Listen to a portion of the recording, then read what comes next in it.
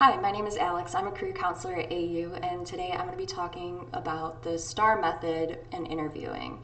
So, using the STAR method can be helpful in interviewing because it's pretty scary, so it's easy to kind of have your mind go blank in an interview. So, this is an acronym that can help you divide those questions up and talk about your skills to their best potential. So, behavioral questions are often asked in interviews, and usually the cue is tell me about a time when.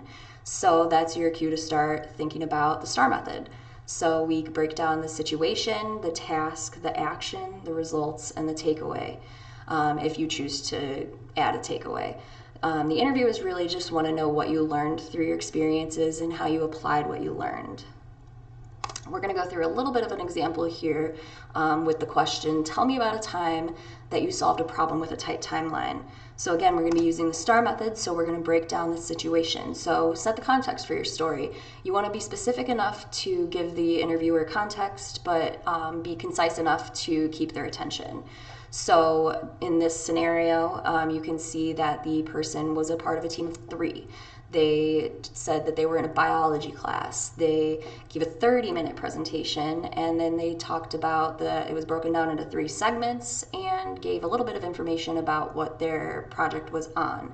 And then a little bit of detail on what happened that created this tight timeline. And then you'll move on to the tasks. So what was required of you? We want to know what needed to get done. So this person talked about what they had to do, not what their group members had to do, but what they had to do.